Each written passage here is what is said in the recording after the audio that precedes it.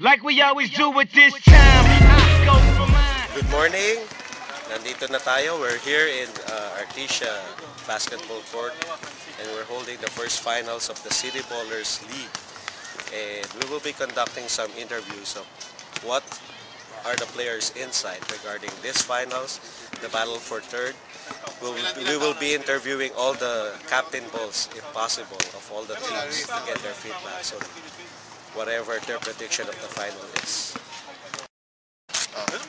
Good morning. Nandito ako ngayon. Kasama ko si Fred Segundo, captain ball ng Blue Team.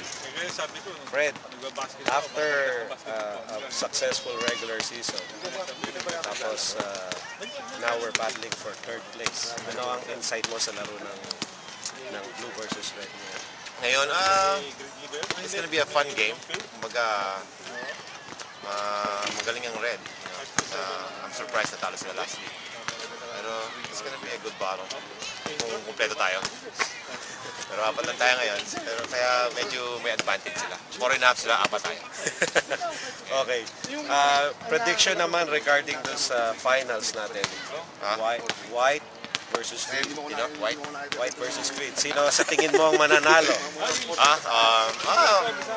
Kung sa personnel, ang white mas loaded. Pero ang green naman, ang green is ano sila, they have dalawang tao na go-to guy na talagang sure, parang sure guy na point-wise. Sa tingin mo, sino may advantage to this game?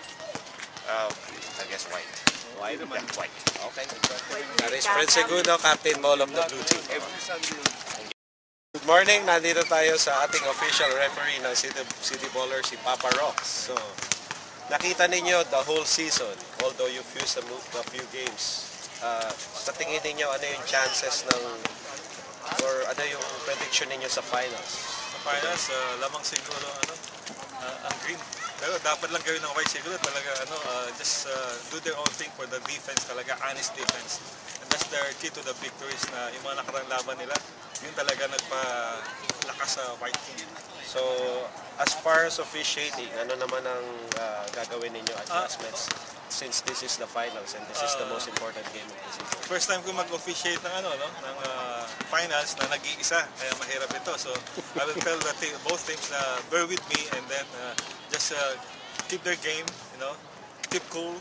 And this is a championship, hindi ito yung barangayan, And nasa Amerika na tayo, iwasan natin sa lahat ng mga players, iwasan natin ng yung ugaling Pilipino, let's be all professionals. Okay. So, nakita nyo naman, narinig nyo ang insight ni Papa Rox, ang ating official referee for City Ballers League. And goodbye, and we'll see you later. Hopefully, next coming season will be a good and better one.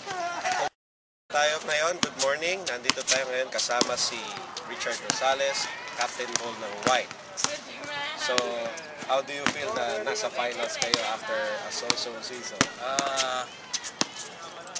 We're glad na nasa finals pa rin kami kahit na medyo win-lose yung record namin. At the end naman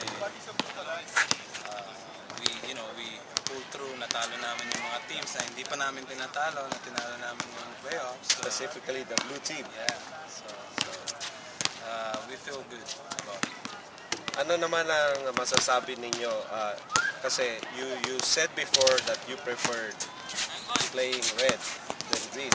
Ngayong green ang kalaban ninyo. How do you take your chances? Sa tingin ko, maganda pa rin yung chances namin na manalo. Basta babantayan lang namin maigi si Anthony, si Ramon, saka si John. Hindi namin sila patitirahan. Sigurado mananalo. So, ano pa yung offensively, ano naman ang factor ninyo or advantage ninyo over the team? Well, offensive, yung fast break namin, yung mga assist namin, saka yung teamwork ng team namin, yung good chemistry namin, yung nagpapanalo sa amin. So, you're confident enough na makukuha niyo yung finals? Yeah, I think so. This defense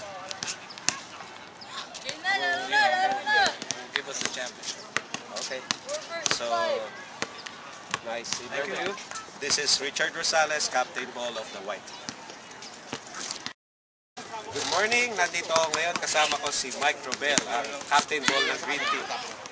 Mike, how do you feel na after four consecutive losses, you still made it to the finals? Well, you know, we kept our chemistry. I was gone for like three games and I didn't know what happened, but I think the team is back together again and we're playing really good and self-focused and everybody's just doing their thing and trying to execute.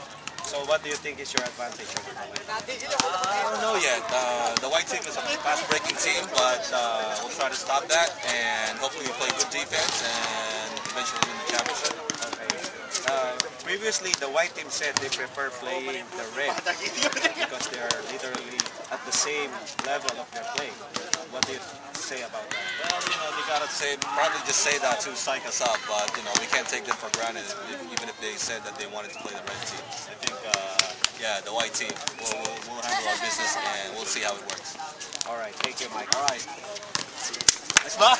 Para si Kobe yun, ha?